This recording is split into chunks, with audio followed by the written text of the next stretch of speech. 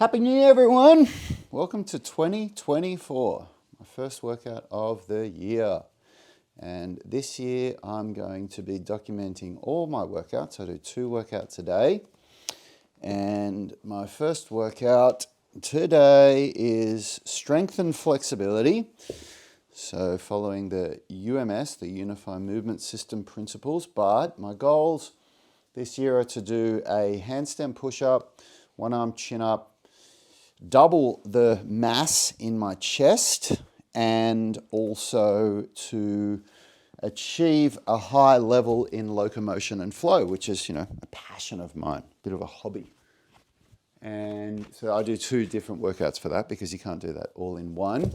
So my first workout is my strength and flexibility workout. And I always start, I do a little bit of a warm-up just with a foam roller. Because it's a really good way to see if if you have any problems in your body. It'll tell you. You'll go, oh, look at that. And it also helps to, deal with knots and discomfort and limber up your body. It increases blood flow, it just gets things going. So I do personally like a little bit of foam rolling.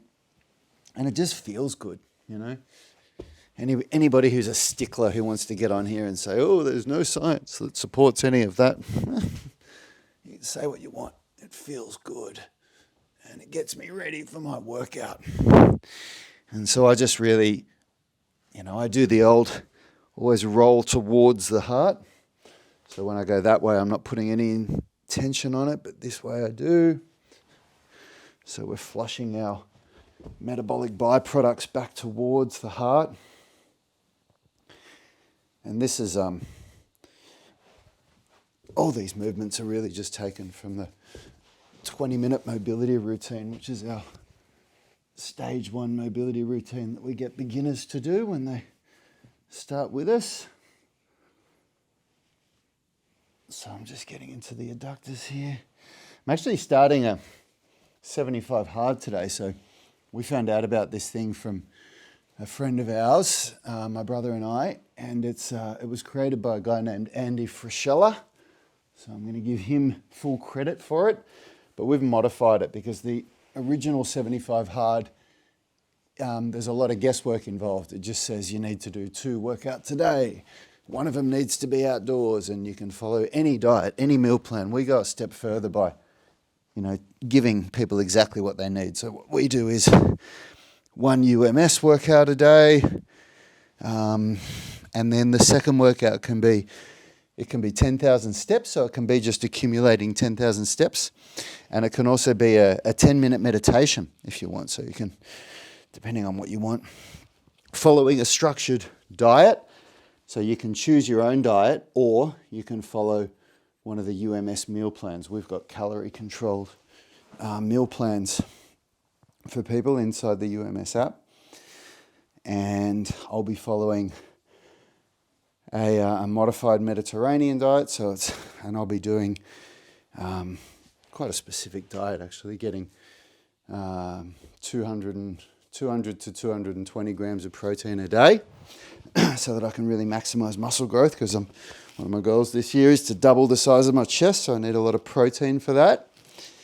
And I'm actually changing the way I eat this year, because last year I was really on the mass gain train.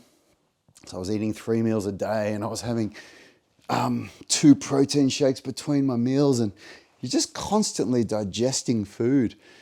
And now I'm not just focused on building mass. I wanted to lean up again because I've got calisthenics goals, and I was probably a couple of body fat percent higher than I normally would be. And when you're wanting to do calisthenics skills where you're throwing your own body weight around, the amount of body fat that you've got is a really, it's a big part of it, right? So, yeah, I'm eating differently now. I'm doing 3 meals a day, but I'm really stacking the protein into those meals.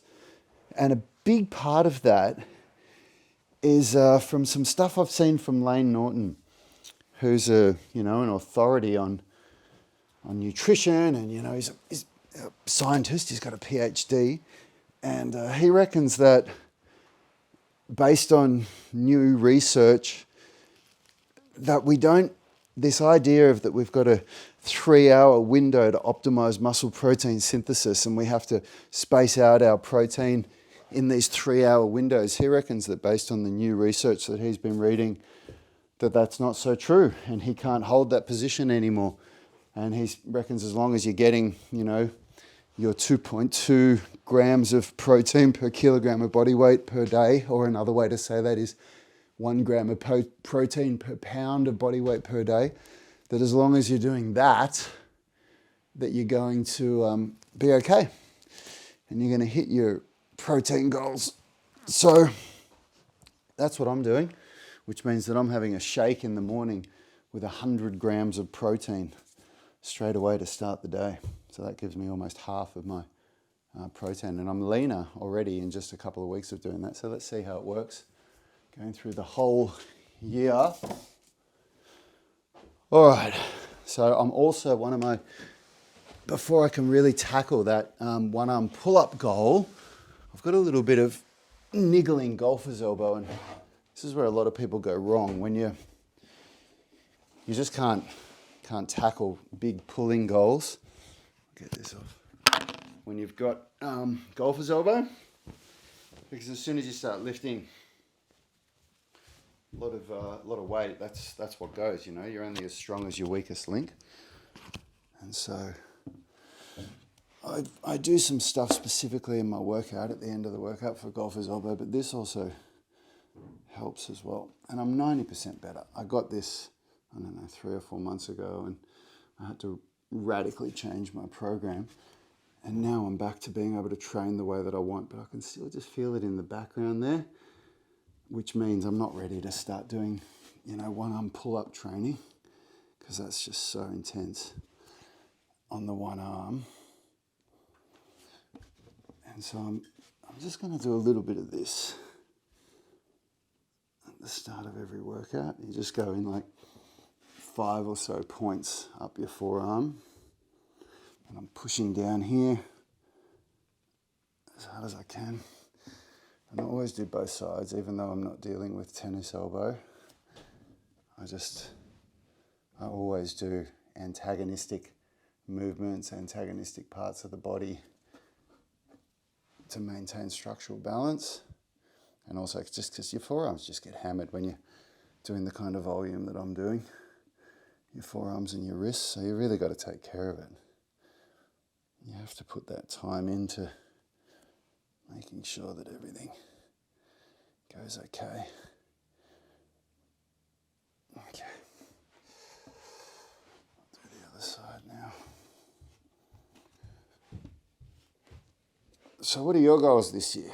What are you guys working on? What are your intentions? What are you going to change? How are you going to commit to your goals? A big thing for me was I did a lot of reflection over the break between Christmas and New Year's, and I was just reflecting on what's worked for me, what hasn't worked for me, what do I want more of in my life next year, and what do I want less of? And I think a big thing a mistake that I've made in the past is that when I think of I want more of this, I haven't actively thought, well, what am I going to make space? How am I going to make space for that? Because we all live pretty busy lives, and even if it's not busy with the things that you're doing, it's busy in our heads, right? And I think where I've gone wrong in the past is thinking, okay, I want more of this, I want to be able to make more time for this, but I haven't thought, what am I going to get rid of to make the time for that? So I've made some real changes. I've come up with a plan. I've spoken to my brother, who's my business partner, about it. I've spoken to my wife about it. I've talked about the things that I'm going to do less of to make space for things I want more of, And a part of it was, working out ways to be more present with my wife and my son when I'm with them, and not be thinking about the other things that I want to do, like to do with my training or this is tender, or my business. Because if I don't do that, of course, my wife's not going to be happy with what she's getting from me. And then she won't be happy to give me the freedom that I need to, do all these workouts that I want to do this year. So it's all part of it, It's the circle of life. No, but for real, you gotta be real with yourself. I love this exercise. And I couldn't do this in the early stages of my slap tears. No way. Like if I tried to even do that, my elbows would go out because the rotator cuff is so weak. So setting the scapula back and down, keeping the elbows in under the wrists. This is an incredible activation exercise for the rotator cuff. And I'm on the third thickness of glute loop now. When I started, I couldn't even do this with the narrower glute loop. Really good way to get that rotator cuff going, ready to go for the workout. Okay, so now I do my workout specific warm-up. So because I'm doing pike push-ups, I always do a regressed version. So the regressed version is a protracted push-up.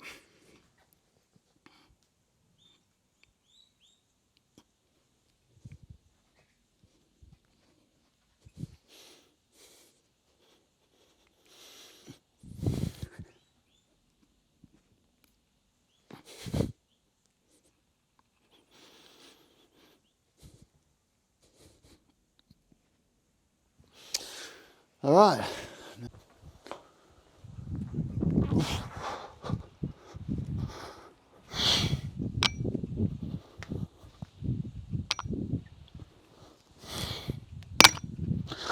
Oops, get banging the microphone. So when I reviewed the last video, I wasn't doing a 3-second eccentric, and I'm meant to be.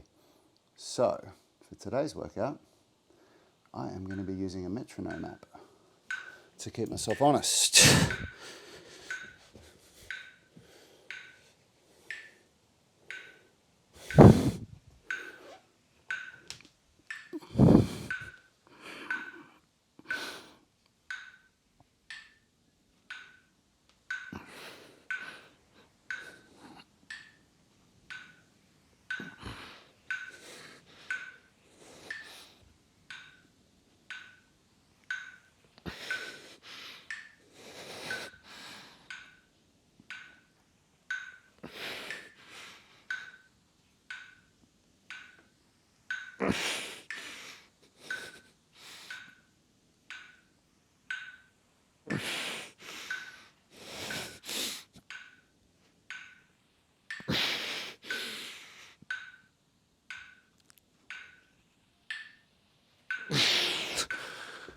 Woo!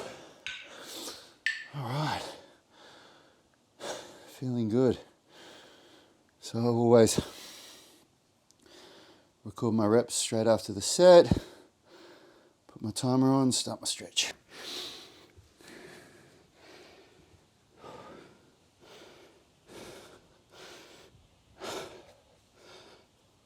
Really gotta get that posterior pelvic tilt, bring the chest down in the couch stretch.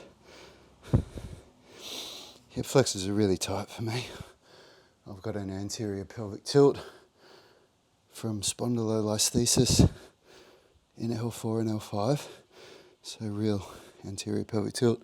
And I've also got femoral acetabular impingement, which, put those both together, really tight hip flexors. So this is the hardest stretch for me, or the hardest, shouldn't say it's the hardest stretch. It's the hardest muscle group in my lower body for me to make flexibility improvements. And I really like the couch stretch at the moment because I'm really working on building some serious strength in my upper body. So I don't want to be doing flexibility movements that are really intense. Like there's some far more intense exercises that I could do for like end range strength and loaded stretching for the hip flexors. But any load in between sets of my strength training reduces strength potential. So that's a really good one because it's very low intensity. Definitely no effort required in my upper body, so it gives me the opportunity to make really good recovery for my weighted pull-ups, which I'm about to do now.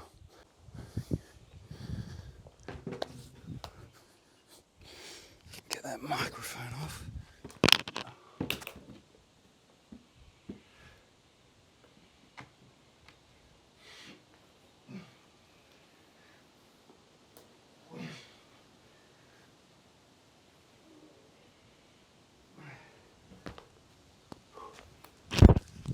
Whew, all right, so it was 14 kilos, which is the weight that I finished on last workout.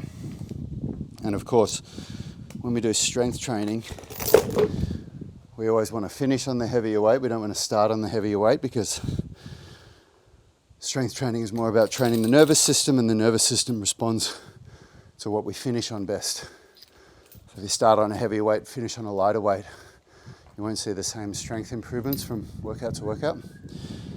So I finished on 14 kilos. It's 20, I think it's 33 pounds, I don't know, something like that, 30 pounds last workout. And now I'll try and maintain 14, that same weight. Oops, forgot to put my timer on. For this whole workout. And in the last set, if I'm doing okay, I might increase the weight. And that's how we use progressive overload. And as long as I'm getting my mid-neck to the bar, if I was doing unloaded, I'd be measuring each rep by chest to bar, but because I'm doing weighted, I'm happy to get mid-neck. So as long as I can get that, you know, with really good lat engagement, you see when I do my technique, I extend the shoulders and depress the scapula at the start before I bend the elbows. So that's to really engage the lats, get the lats in before the biceps start pulling me in. As long as I can do that for all 3 reps, then I'm happy with the technique. It's good, I feel good. All right, this is round 3 now.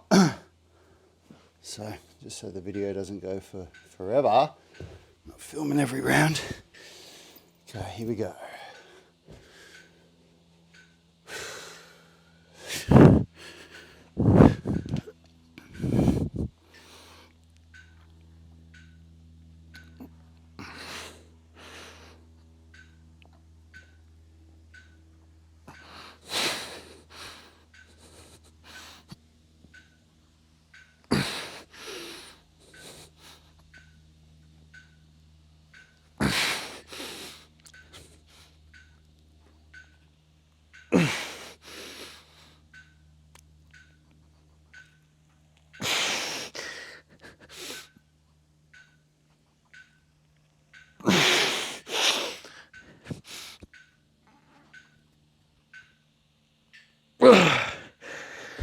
Woo! Oh, that's a challenge. I love the 3rd round, because now I've only got 2 rounds left, and I've done 3 rounds once I do the pull-ups. So there's that, you know, mental win. You know, I'm past the halfway marks of the primaries. Because the primary exercises for me, you know, that's where it's the real calisthenics skills, working towards the goals, but big compound lifts, pull-ups, pike push-ups, all the supplementary stuff, it's all just working on adding volume to all the individual parts. And I don't take nearly as much rest and recovery, or am as strict with my tempo or anything with the supplementaries, because, you know, I'm just trying to get it all done, get the volume in a reasonable amount of time. So you got to celebrate the milestones within your workouts. In those first 3 rounds, and you got 2 rounds left. So that's a big one for me.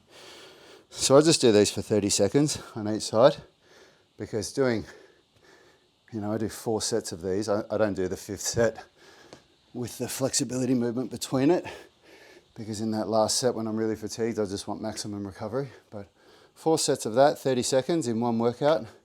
It's a lot of volume for flexibility. It's good. All right, pull-ups round 3.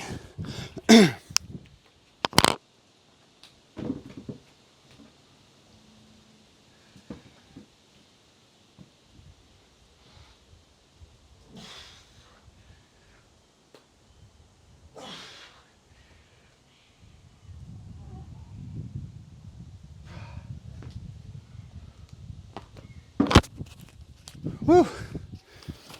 So I'm going to be doing supinated grip on Wednesday, so it's Monday today.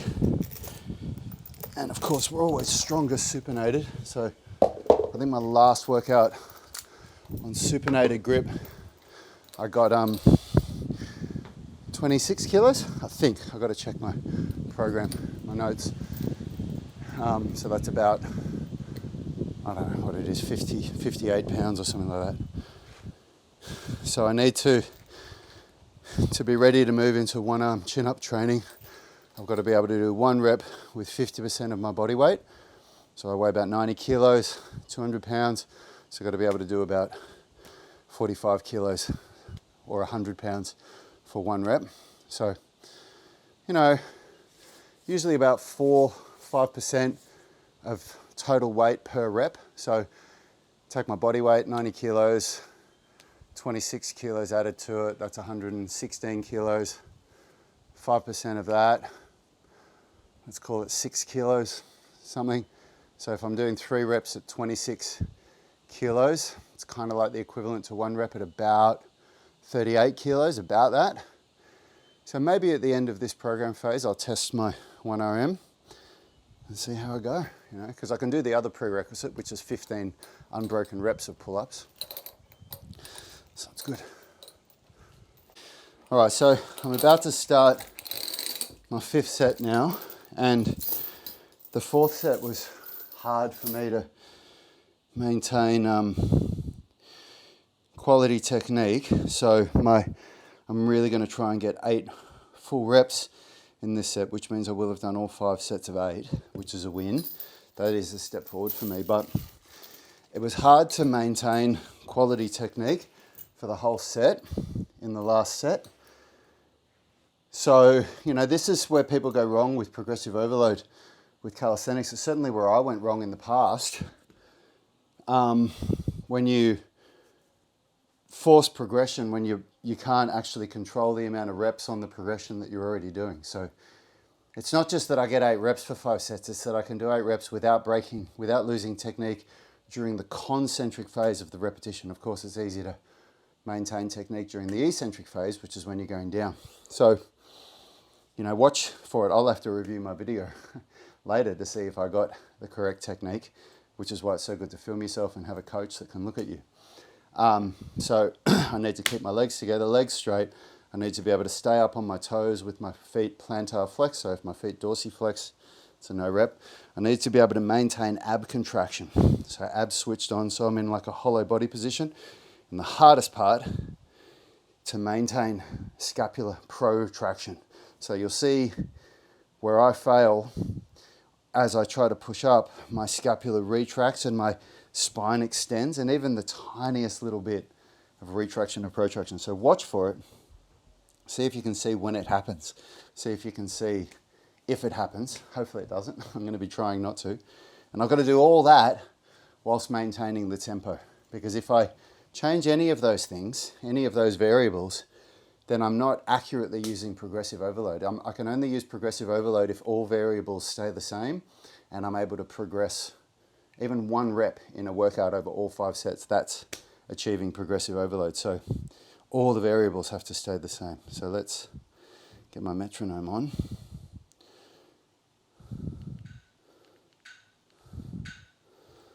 I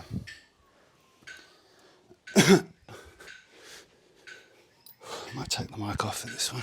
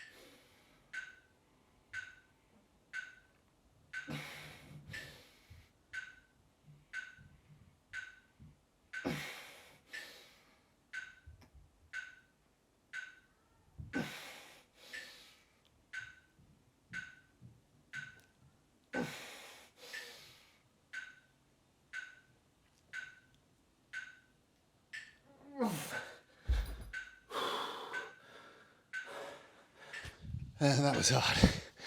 And you can see that was right at the upper limit of my ability, because the concentric phase on that last rep went out the window. Probably got like a 2 or 3 concentric.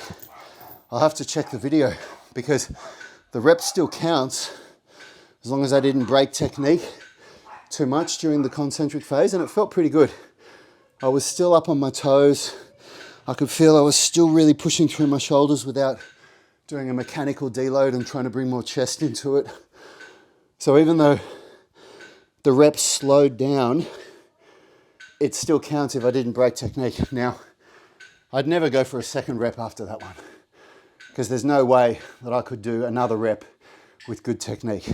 And I'm not doing this exercise for bodybuilding, for growing muscle, where you can just do dirty reps and get away with it. You know, for calisthenics, we have to have good quality technique. Whoops, I don't need that anymore, do I? And, you know, that's how we use progressive overload. So that's a big achievement, 5 sets of 8 reps, because all my sets of the primary workout are done now. So I'm not going to do any flexibility between this set. I'm just going to rest, because the final set of my weighted pull-ups is going to be hard enough already. So the last set of weighted pull-ups was definitely harder.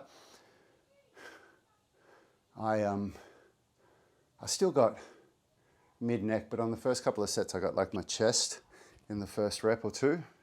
Couldn't do that on that last set. I got mid-neck for all of them, which is okay. It's still a pass.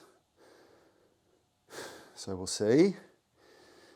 And I'm not doing eccentric, slow eccentrics on the pull-ups, because the eccentric phase of a muscle contraction is what causes the most damage to the muscle fibers. So it's actually the hardest part of rehab for a golfer's elbow. So it's okay on the pike push-up, because those muscles aren't being used. They're not, you know, we're not pulling, we're pushing. But in the pull-up, they're being used. So that's why I'm not doing a controlled eccentric during that. So all these things come into play when you're rehabbing something like a golfer's elbow. And where people get it really wrong with golfer's elbow is they think that they have to rest. It's never the solution. The reason why you got golfer's elbow is because the tendons, the wrist flexor tendons that connect onto the medial epicondyle down here, are not strong enough to handle the load that you're putting on them. There's multiple reasons why that can happen, but rest doesn't fix the problem. The only thing rest does is let the inflammation go down, and the symptom of pain will go away, but the second you try and do your training again, it just comes back with a vengeance. So you have to strengthen your system, and you'll see this whole workout is designed to do that. You know, we've got to strengthen the shoulders, we've got to strengthen the biceps, and we've got to strengthen the wrist flexors. All right, let's go and do this last set of pull-ups. All right, so I'm just going to do 14 kilos again. Can't remember what I worked that out to be in pounds. 28, I think it's 36 pounds. I know most of our audience is in America, so I've got to learn how to talk in pounds. But when I'm in the middle of a workout, it's hard to think and do maths. Okay, mic off.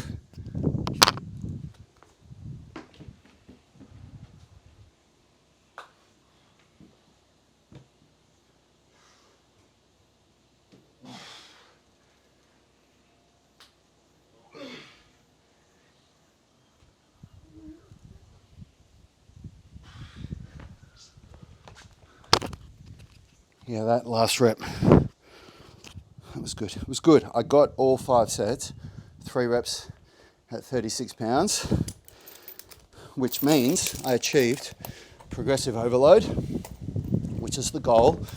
Progressive overload in every workout. So next workout, my goal will be to do 36 pounds on all 4 sets. And then on the 5th set, you know, go up to maybe 40 pounds. If I get that, Then in the next workout, I can do the 4th and 5th set, 40 pounds. And then when I get last 2 sets, I can try doing all 5 sets, you know, and as long as each workout just adding a little bit to the total volume lifted, that's progressive overload. So I'll show you guys how I try to be as efficient as possible during my supplementaries, because I'm doing chest flies now and I'm going to do drop sets, triple drop sets, and then I'm also doing bent over lateral raises for triple drop sets, and I'm doing a butterfly stretch for my adductors in between the sets. And I'll try to show you guys now what I mean by trying to be really efficient. I'll just keep filming while I do these. So that's my brother.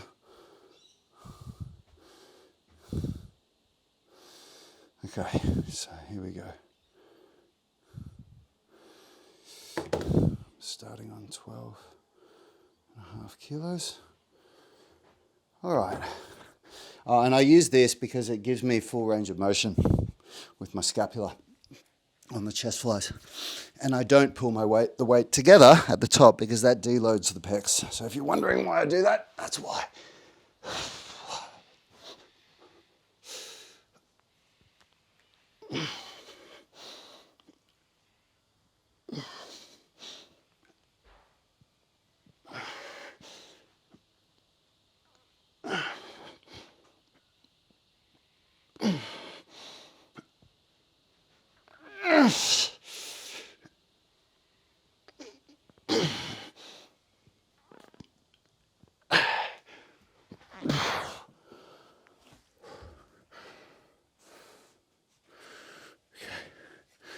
Set one.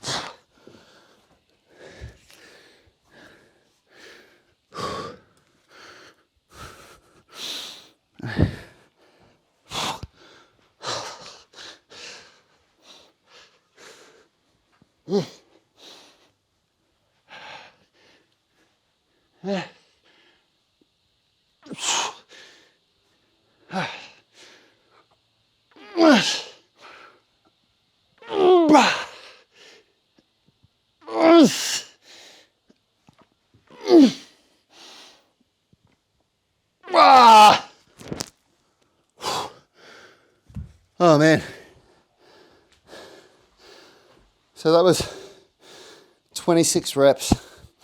So this is all about doubling the muscle mass in my chest. It's the most underdeveloped muscle in my upper body, which is a major reason why I got slap tears, because I didn't focus on creating structural balance before I started pursuing advanced calisthenics movements.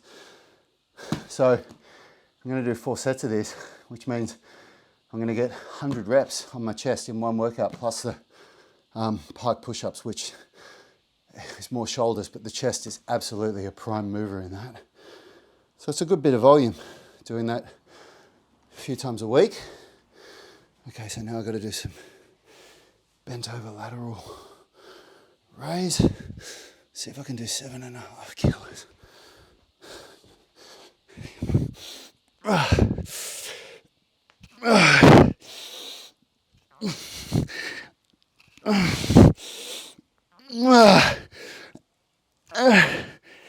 Come on. For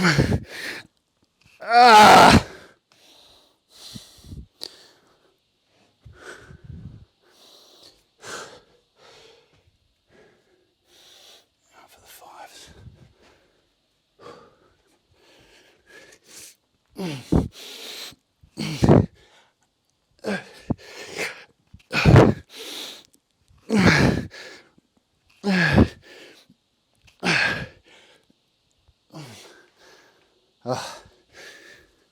course, I make a lot more noise at this part of the workout. Come on.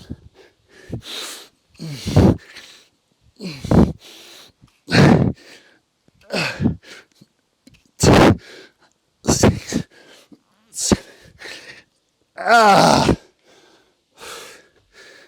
Oh, man. All right, that was my brother calling me with an urgent message, so I dealt with that, and now I'm back.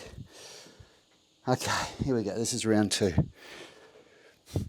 And I actually skipped the butterfly stretch to do that phone call because I want to stay efficient. Oh, shit. Fucking chair. Setup is highly underrated.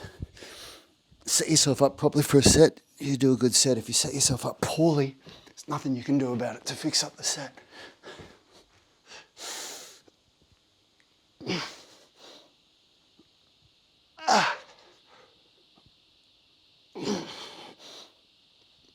Us.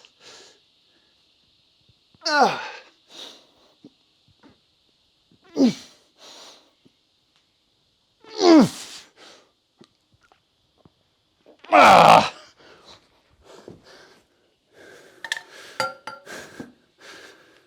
man. It's 12 and a half kilos, so what's that, 25, 20, oh shit, I don't know, 30 pounds, something, 27 pounds. Come on.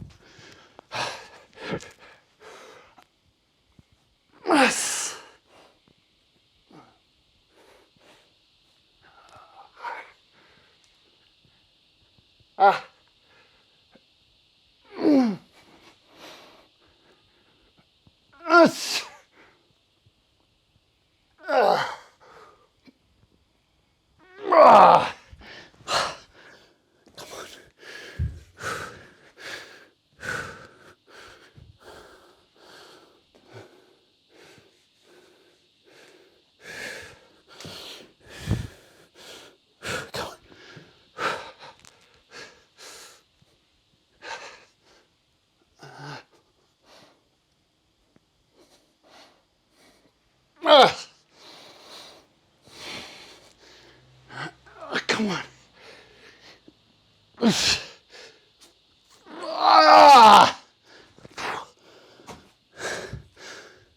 Oh, man.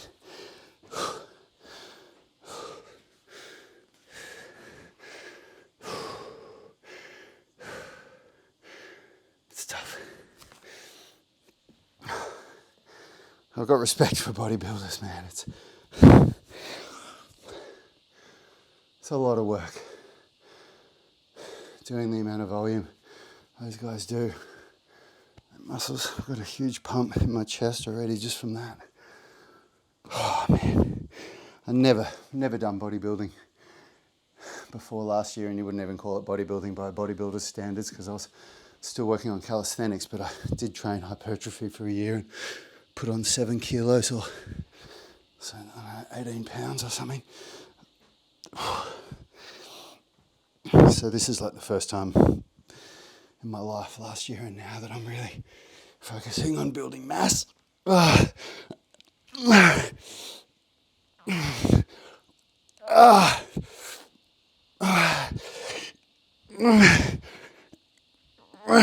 on.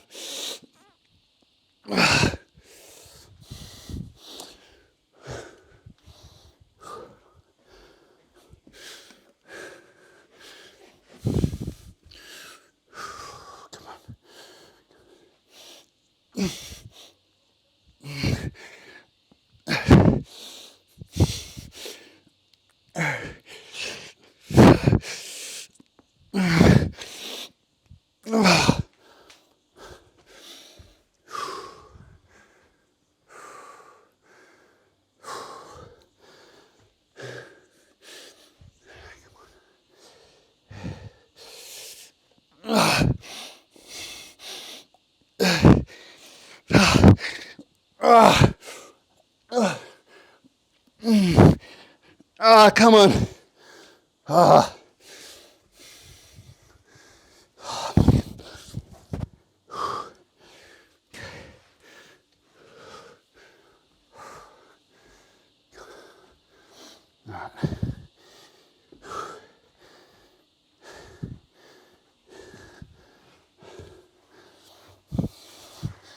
So you can see I pretty much like just go through, just rip from one exercise to the next. Not because it's the best way to do it, but because it's the most efficient way to do it.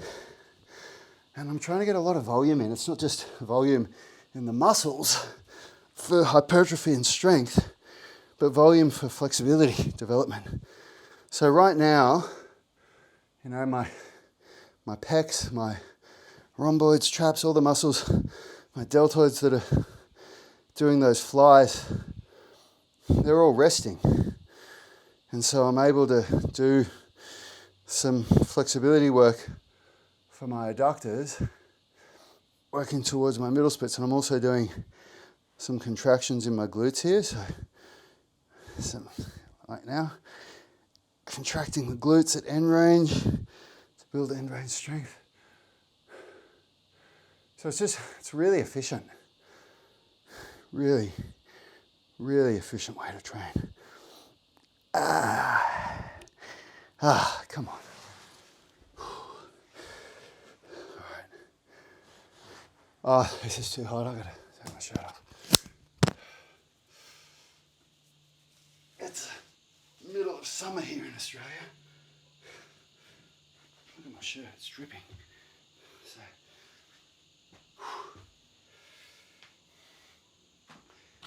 I hate training in a sweaty shirt.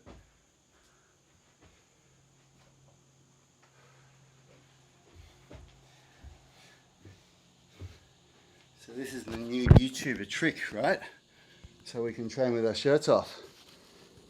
We get a hat and clip our microphone to the hat. That's the trick. Okay, here we go. Round 3. Just got to record my weight. Okay, this one's the hard one because I'm really fatigued at this point. So let's see how I go. Come on.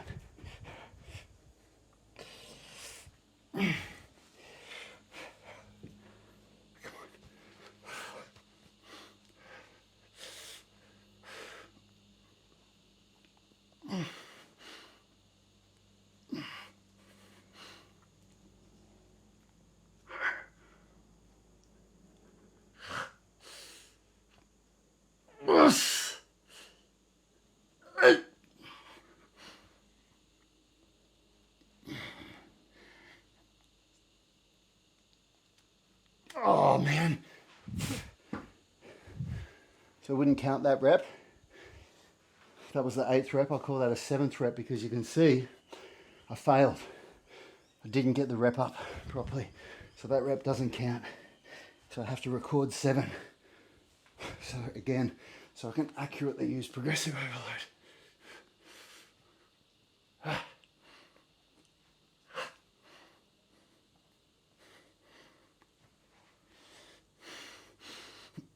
Come on.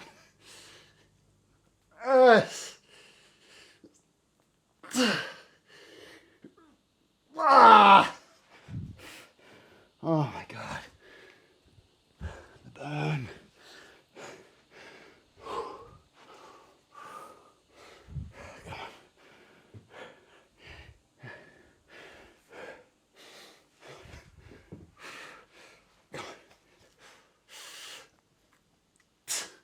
Oh my God, I picked up the 7.5.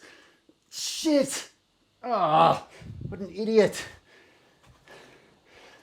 God damn it. I was wondering whether the last set felt easier.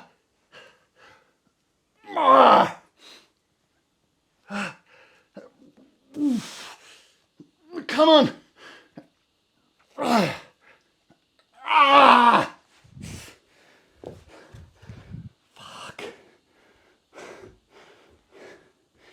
Oh my God, what a dumbass thing to do. All right, that means it's time to drop weight. Come on.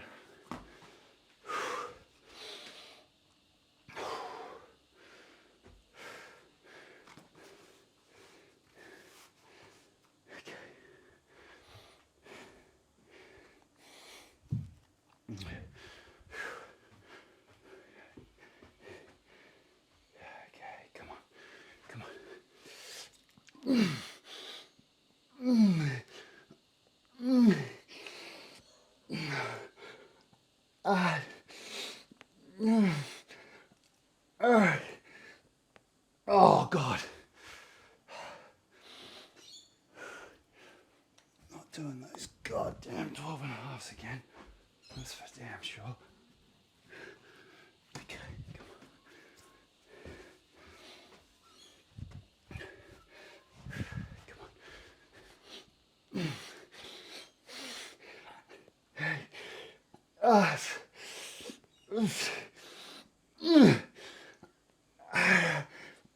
Oh God.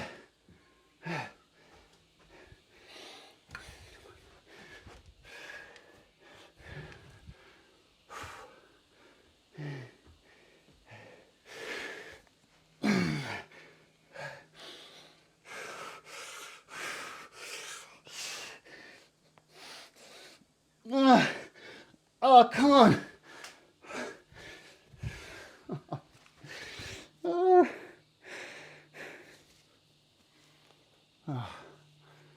I'm dripping.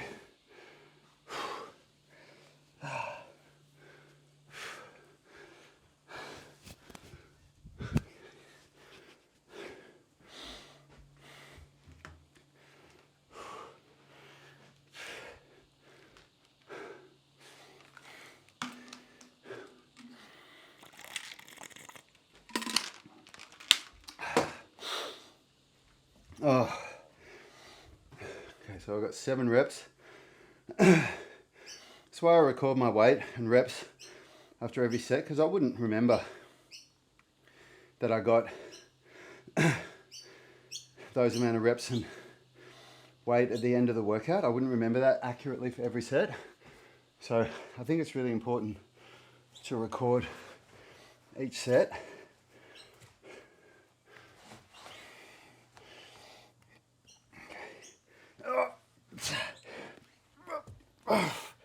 Oh man, I'm pretty fatigued at this point. Okay. So just let the weight push me down. I get my bum up against the wall. Weight pushes me down to get that stretch in the adductors. And then contract the glutes hard, which is really tough to do. End range contractions are really tough, just 5 seconds. Okay, and again, there's more challenging exercises that I could do, but flexibility for me at the moment is about maintenance and small progress. It's really hard to, if you're training like I am, you know, strength and flexibility and build muscle and all this stuff, it's really hard to make the same progress in both areas, like big leaps forward. You can make good progress in both areas, but when you're really trying to build muscle, like what I am, and doing this amount of volume and this level of intensity, I'm just too fatigued when I also really try and push my flexibility.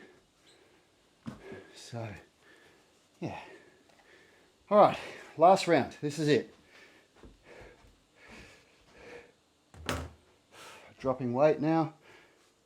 So, starting on 10 kilos, 22 pounds. Come on. Before I was doing 12 and a half kilos or 27 or 28 pounds, whatever it was. Make sure I got the right weight this time.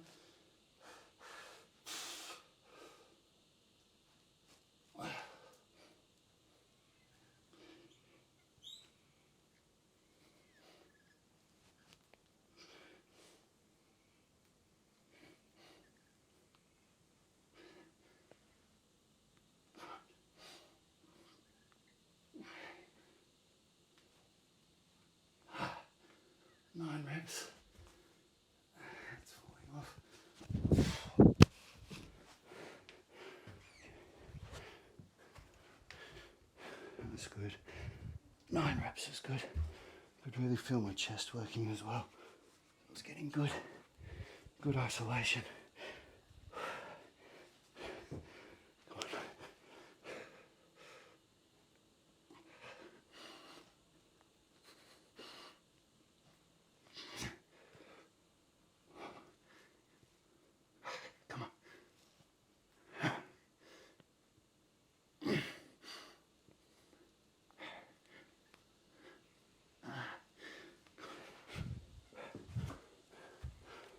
Another 9.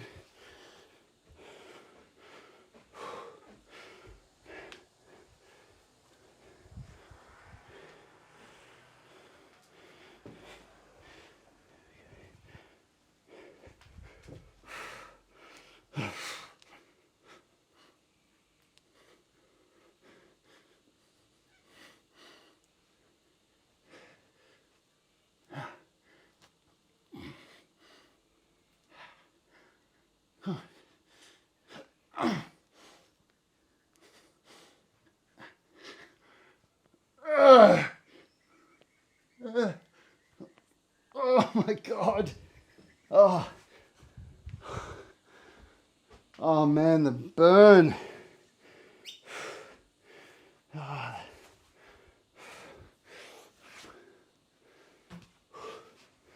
Oh, that was tough. You can see, I can barely even contract my muscles. I've definitely got a pump in my chest. Before I started this last year, you might look at my chest and think that's small. My chest was like, I didn't even have a chest. I'll find a picture of it. And, you know, upon reflection after getting my slap tears, it was really obvious that I just had really bad structural balance in my shoulders. So that's why I'm doing this. I know that I'm not going to win any bodybuilding competitions. That's not what I'm trying to do. I'm building structural balance in my shoulders before I start working on the really big calisthenics movements. Okay, here we go. Last one. And then this is 4 sets. 4 sets of, you know, chest flies and bent over lateral raises. It's a good bit of volume in one workout.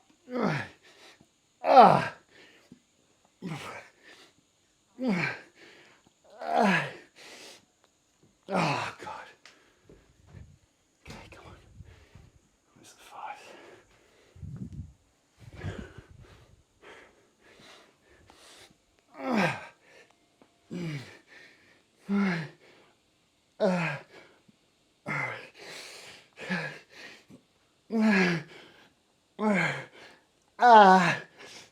Oh God. Come on. Okay.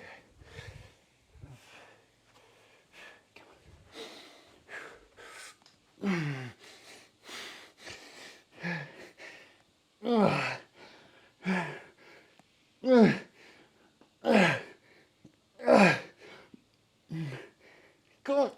Oh God. Far out. What am I doing? Put those back in the wrong spot. Woo! Alright. Now onto some shoulders. Okay, so I'm doing some shoulders now. And really the purpose of this is, again, you know, in this vein of structural balance, you know, I can see that I'm more developed in my right deltoids than my left.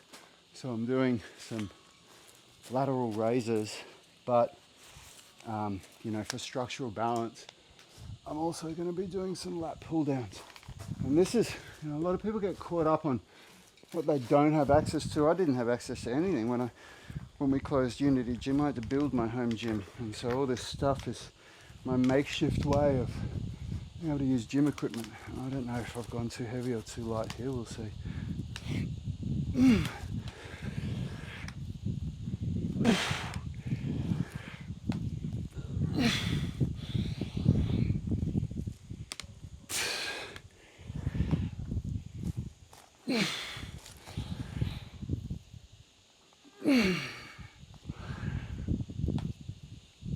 Oh.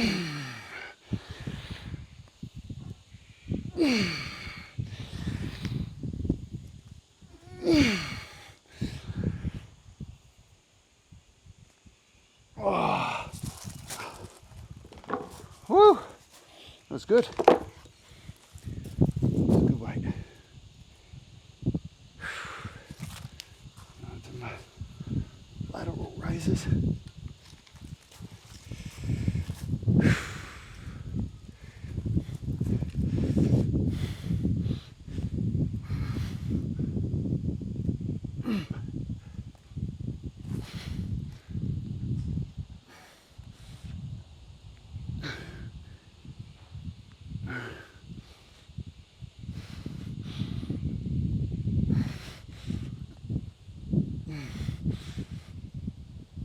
Oh, God.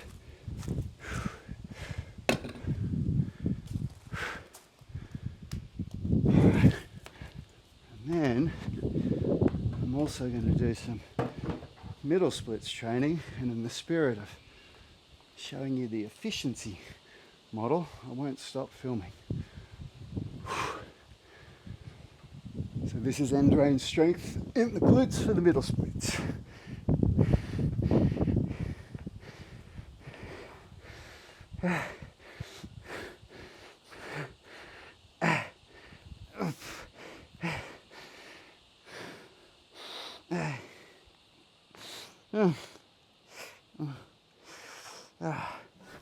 Woo.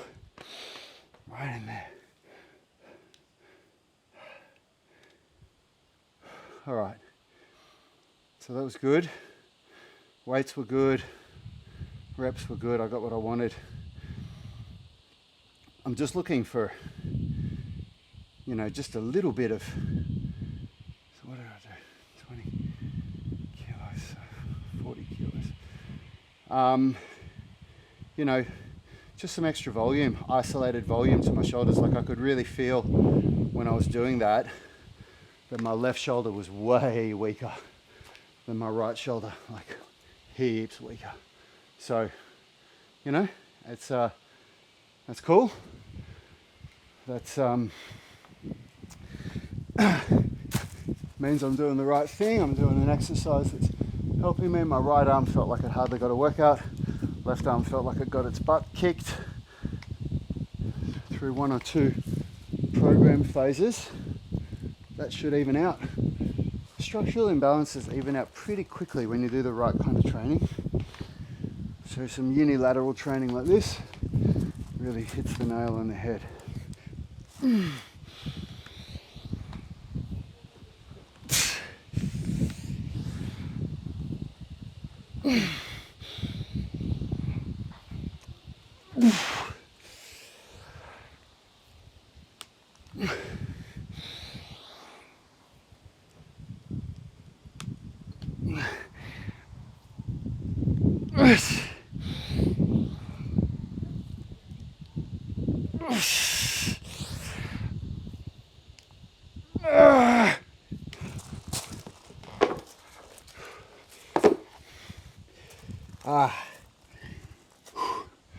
I don't mind if my technique goes out the window here, because I'm really, just adding volume to the muscles that I've already trained. So, I don't mind if my last couple of reps aren't as good as the first couple. I'm really just focusing on growth in the muscles that I'm hitting. Which is why I'm not going all the way down in these lateral raises. So I keep time under tension.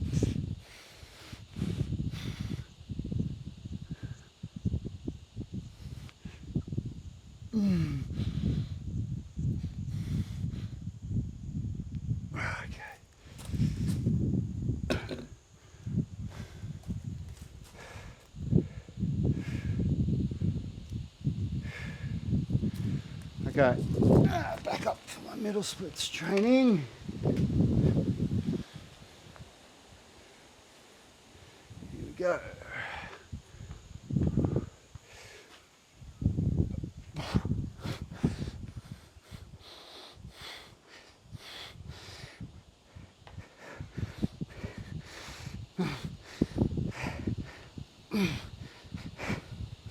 All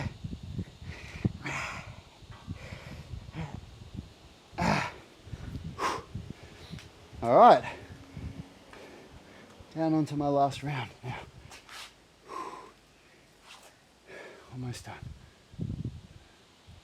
So you can see, like, I really try and, you know, just get these sets done when it's into these supplementary lifts. Get that volume in, try to keep the workout under 2 hours.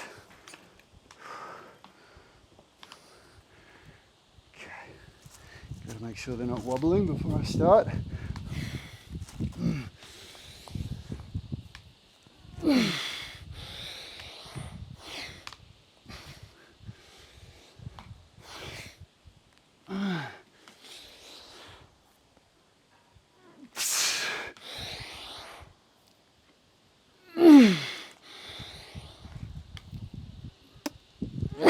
One more. Oh God. Oh man. It's the forearms at the end.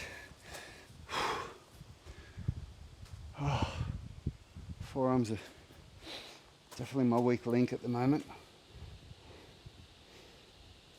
These flexors. That's okay. This is all going to fix that soon enough. It's all about, you know, tailoring your workouts around your injuries so you can keep training. You don't want to stop.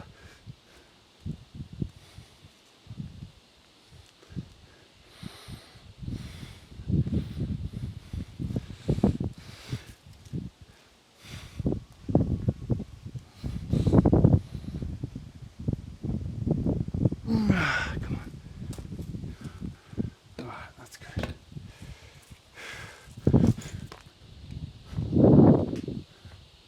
All right, so this is my second round of biceps and triceps.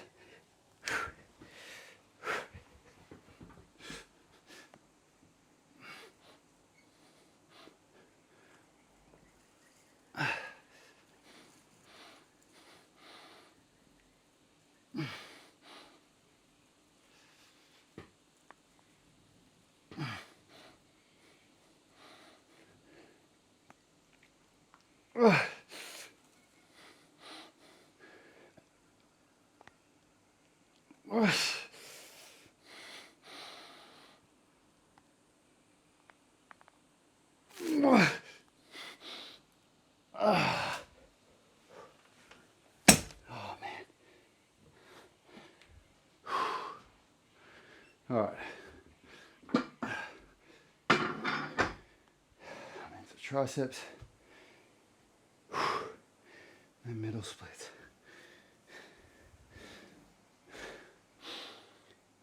So just have a very short rest, just to let those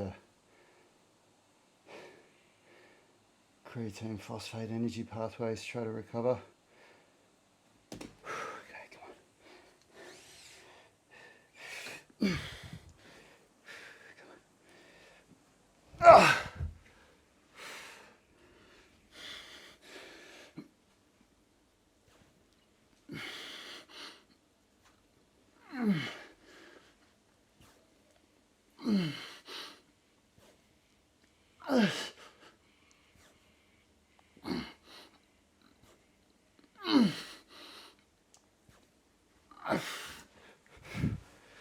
So I'm not worried about slow eccentrics on the triceps because my triceps are stronger than my biceps. So I'm just doing them to maintain structural balance, but focusing more intensity on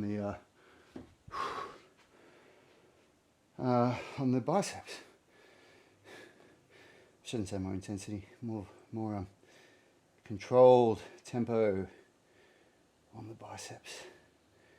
And now I'll do an active middle splits.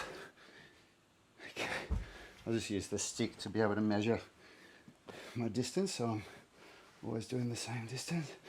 And then try to get into posterior pelvic tilt. Squeeze the legs together hard.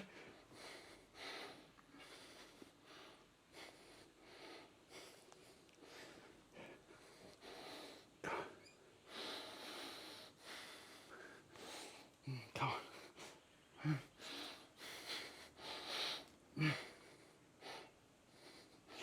Yeah. Oh man. Woo! It's way harder doing the posterior pelvic tilt than doing an anterior tilt. Both are good. You can go lower and wider in an anterior tilt, so if you're demonstrating middle splits, then doing an anterior tilt's really good. You can go lower, but it does cheat it a little bit, because when you go into that anterior tilt, you back off on the adductors a little bit, so your legs get wider apart, your groin gets lower to the ground, but you're not targeting the adductors as much. And in an active split, that means you're not getting as good of a isometric contraction in the muscles that we're trying to build strength through range in. So the posterior tilt is really, really good for that.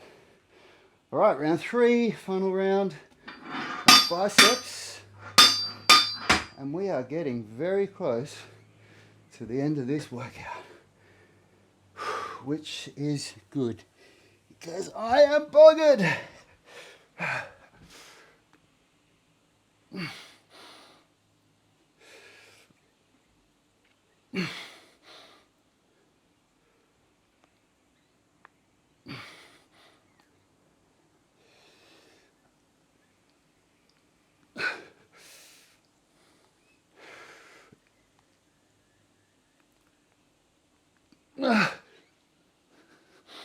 Oh man, that was tough.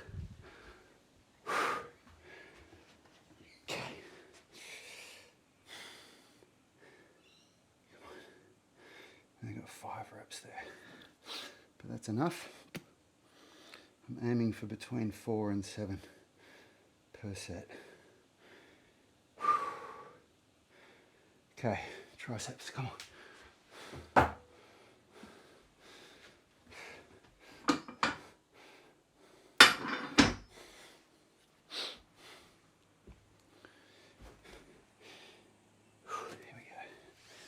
All right, let's go.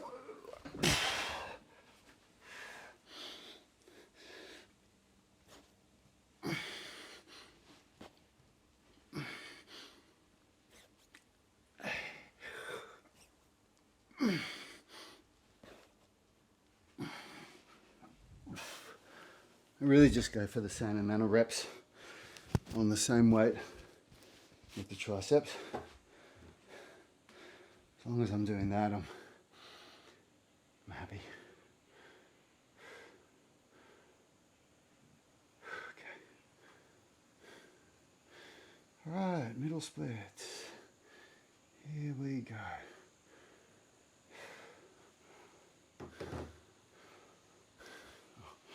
Need the timer.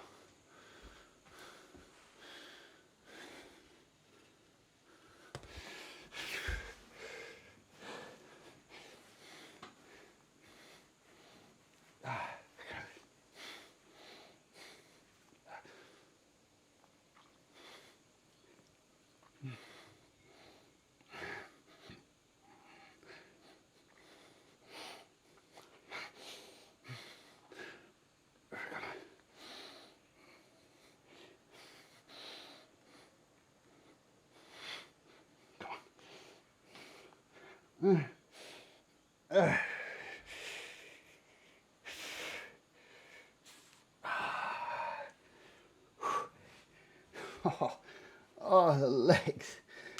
Oh, I'm cooked.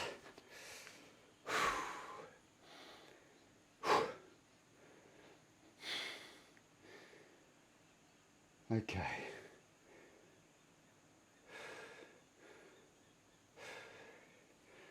All right. Some shoulder conditioning and then my forearm work to finish off and grip work. This is such an underrated exercise. I put this on my knee because the sweat on my arms, it just makes my arms slip.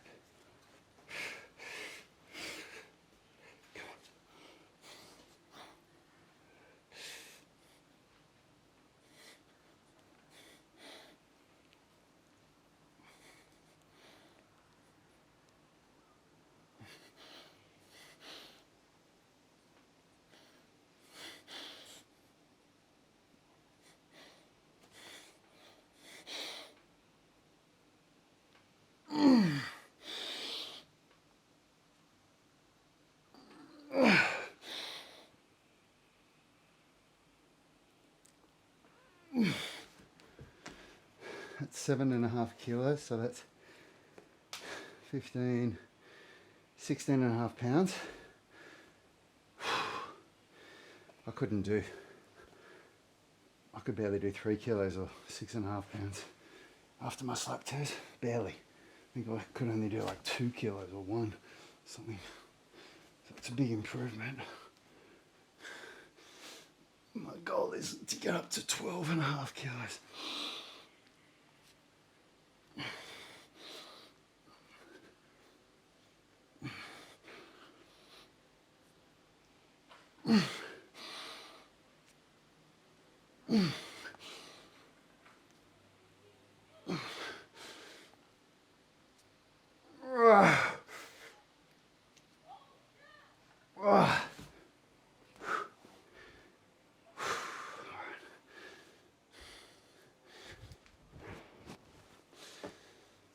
Now some grip crushing. Come on. This is really hard at this stage in the workout. I'd be able to do so much more if I just did this when I'm fresh, but you know, it's a supplementary exercise, so I do what I can do.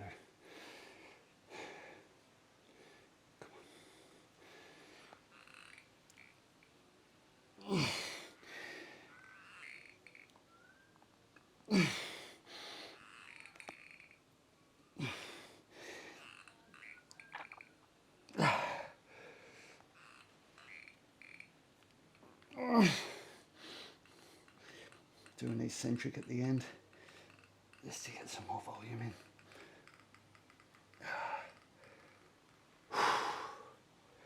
Hard.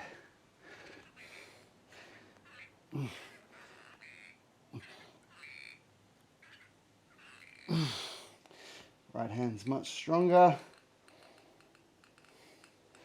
which is to be expected. I'm right-handed. All right, and then the antagonistic movement, which so few people know or do, is expanding the fingers. Okay, like that.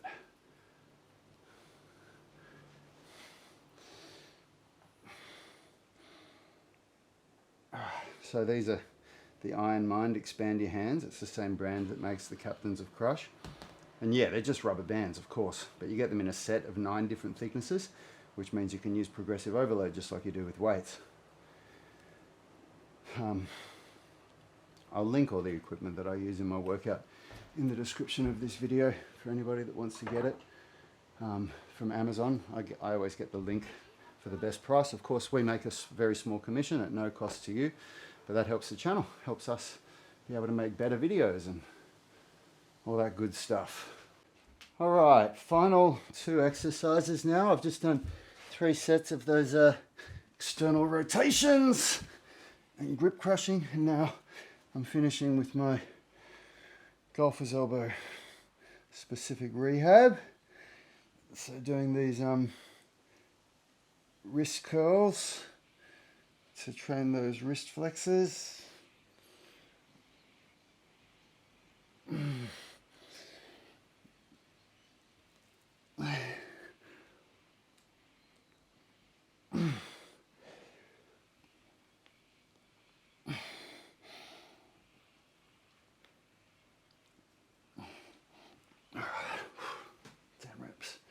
So I'm going to be this year, my goal is to film my workouts every day. I do 2 workouts a day. I won't do it this week because I'm still on holidays.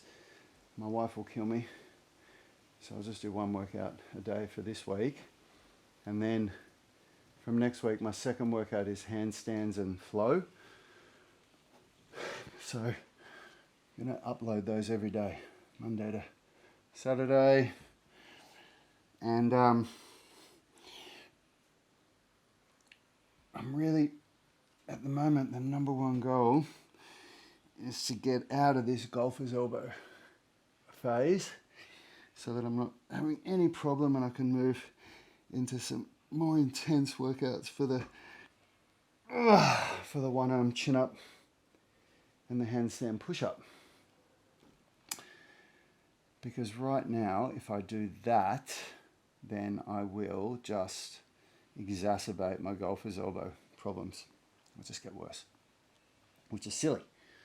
This is why people get injured all the time, because they don't analyze their body and look at what the weak link in their kinetic chains are and turn those weak links into strengths. And so I've come a long way since I got this golfer's elbow a few months ago. Because when I first got it, I couldn't do any pull-ups at all. It was so painful, and it came on like that. It's like one day I didn't have it, and the next day I was like, oh my God.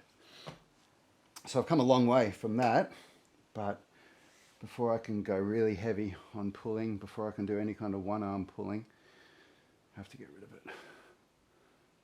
And also, I've just gone up in weight. I was doing 10 kilos before. Now these are 12.5. So I was doing 22 pounds. Now I'm doing 25, 26, whatever this is. So, you know, getting better, getting stronger.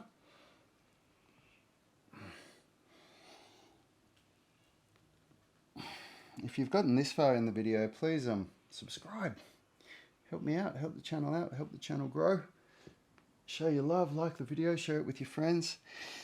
Comment if you've got any questions, or even just to help the algorithm. And if you like this video, check out one of those videos up there, because, you know, I upload content every day. If you like this, you probably like one of those. You can watch how I do my periodization, my progression. I usually work in 4-week mesocycles. So I do 4 weeks before I change to a new program. So check out one of those videos, and I'll see you in the next video.